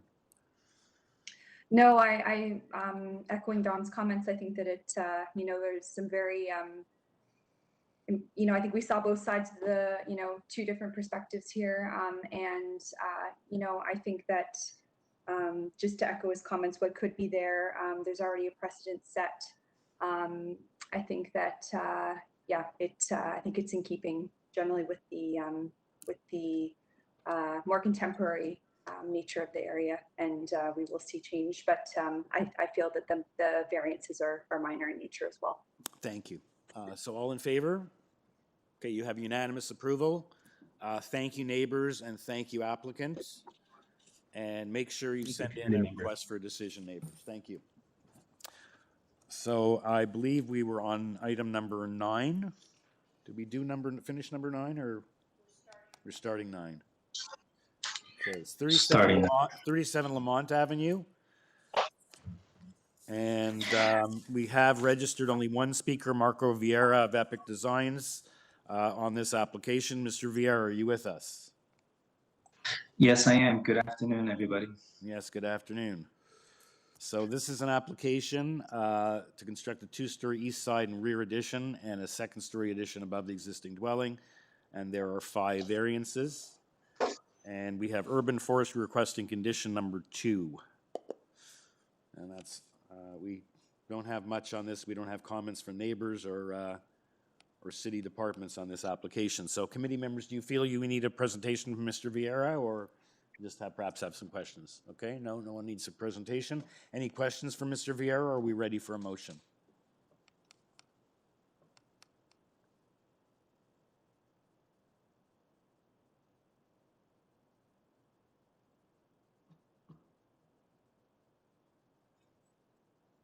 Yeah, we don't have any opposition from neighbors, or city departments have not weighed in. Other than, urban forestry requesting variance, condition number 2. We do have that. Mr. Chair, I find the application to be, or the variance requested in this application to be minor in nature, and that the other tests under the Planning Act are met. And I move for approval subject to urban forestry condition 2. Thank you, Mr. Taylor. A seconder for that. I will second that. Thank you. All in favor? You have unanimous approval. Thank you. Thank you. urban forestry, subject to urban forestry. Okay, our next item is item number 10. Mishi McCloskey has declared a conflict on this application, so you can go leave your monitor for a few minutes, go have a bit of a break. Okay, so this is an application to permit as-built parking deficiencies with the proposed 7-story residential condominium with 2 levels of underground parking. We have parking plans, cover letters from the applicant, parking studies, and comments from transportation. These are typically, there's 10 variances. Typically, these are following construction. We have certain parking spots that don't comply due to as-built conditions. And there are transportation comments. And we have registered to speak on this application, Agent Maggie Bassani from Airden Burles. Ms. Bassani, are you with us? I am. Good afternoon, Mr. Chair and members of the committee. Good afternoon. Could you just, I guess, briefly, these are just, I guess, as I stated, twiggings from certain deficient parking spaces. Perhaps you can we have the parking study and the letters, but perhaps you can just briefly summarize what happened here. Sure, I'm happy to do so. So as you indicated, we are seeking variances really primarily for 2 elements of the as-built underground garage. One element deals with relief for parking space dimensions, and the other element is for driveway aisle widths. And as you pointed out, this is as a result of as-built conditions. And it was when our client, who is currently undergoing draft plan of condominium approvals, it was through that process that we discovered these as-built discrepancies. And these discrepancies are the result of structural columns and interior structural walls that were constructed and obviously required for the integrity of the underground garage. And so there are now some slightly deficient parking space sizes as well as drive aisle widths. And as you pointed out, our transportation consultant, NextTrans, did prepare a report, and as well as turning diagrams to confirm that all the parking spaces remain fully accessible and can continue to accommodate full-sized passenger vehicles. And there are, out of the total 117 parking spaces, 43 of them do require some relief, but as I indicated, they all continue to accommodate full-size passenger. Sure, that seems, we see these often with as-built, and the ratio seems a little high. Was there something that happened here that caused so many of the parking spots to be offside, albeit not in a way that makes them unusable? But why were there so many spots out of the total? 43 out of 37%. Yeah, so partially what happened, I mean, obviously we go through a rezoning, and at that time, often what happens is we, applicants will base their parking designs and drive aisle width on what they believe at that time can be accommodated with an underground garage. But obviously, as you get into more detailed design drawings, including site plan as well as working drawings, that design gets flushed out, and it's often through that detailed design process that there are more detail, and attention given to the structural and the functional elements of the design. And so it wasn't until later in the design process that we realized that these additional structural columns and walls have to be located where they are. And it was after, unfortunately, that we discovered these. And so that's part of the overall reason. But if you actually look at the drawings, you can see for the most part that on both level A and level B, the location of where there are some deficient spaces generally mirror one another on both levels, because obviously the structural columns run down throughout both levels. So approximately the parking spaces that are slightly deficient reflect the locations on each floor. They almost mirror one another. Okay. As well, you've seen the Transportation Services Division memo proposing certain conditions of approval, 3 conditions of approval. You're content with those? Can I ask I have the memo from June 23rd. And I'm assuming when you say three can you Oh, guys want to clarify? Because sorry, they I'm weren't looking at a listed as I'm looking at a May 8th, 2020 letter So- from Development Planning and Review. The committee only has the memo from May. The applicant did submit information in May that Transportation Services reviewed in June, but they did not provide their comments until this week, which was past the deadline to submit materials. So for the committee's information, their new memo does not have any conditions Okay. because they've addressed that in their supplementary information to them. Okay, thank you. That's very important to know. So there are no conditions proposed. Thank you. Okay. In any Correct. event, it is what it is. It just seems like it's a higher number, but there's nothing we can do about it at this stage. So as you say, transportation satisfied, there's all the spaces are all still valid. So let's see if committee members have any questions for you, Ms. Bassani, or whether someone's ready to make a motion.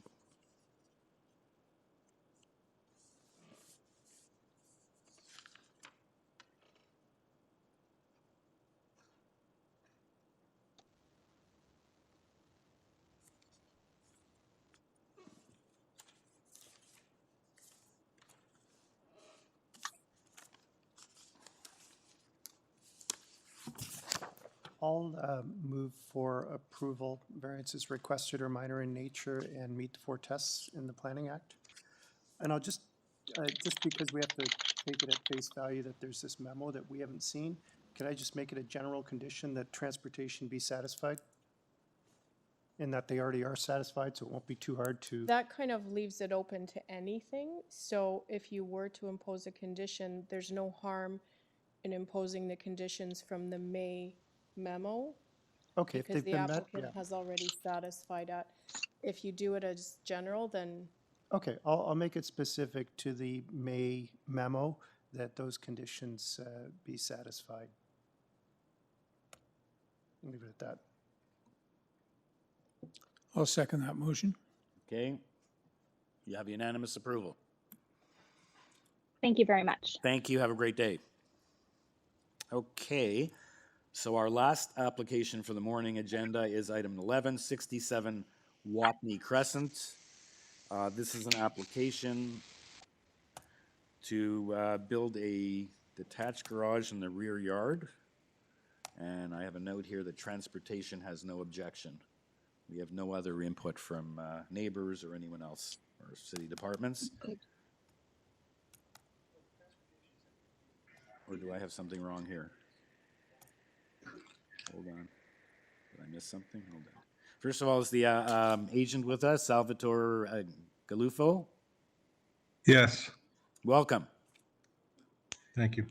Okay, let me just clarify because I was just going through here and I thought I saw something that's transportation was satisfied. Mr. Palmer, you see something different?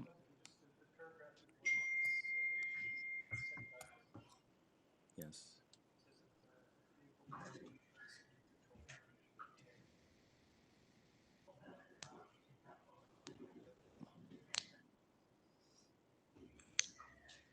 It says we advise the applicant such parked vehicles that extend into the right-of-way may be subject to tagging and towing. I don't know whether that's a condition or not, but it's just sort of a, Madam Secretary Treasurer, that's not really a condition. no, it's just advisory for Yes. the applicants so they are aware in case they do encounter that problem. Okay. Okay, so does anyone have any questions for the agent? Or are we ready for a motion? Or is there anything you'd like to tell us that we're not aware of? Mr. Taylor has a question for you. Go ahead. Just, sir, are you aware of this caution from transportation about not being able to park a car in front of the garage door without extending onto the municipal right-of-way? Are you aware of that? Is that problematic? for you?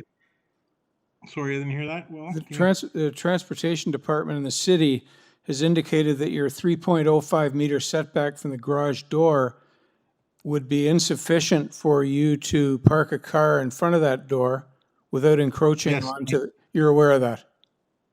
yes, I know that. So you can't park in front of the garage door without risking a ticket? Yes, Okay, yeah, yes, I realize that.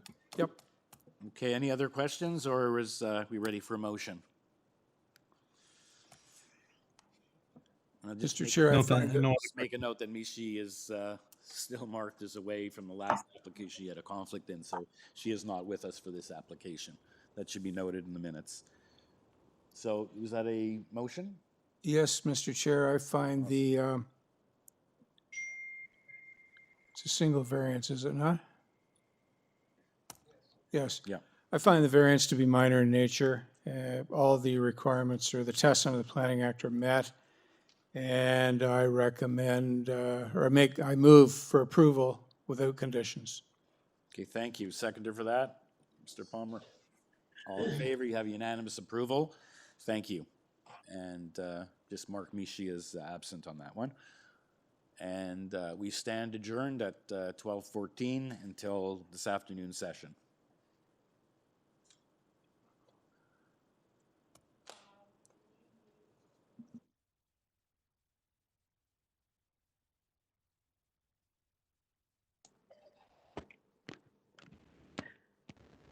Michael? Mishi here. Does that mean we're coming?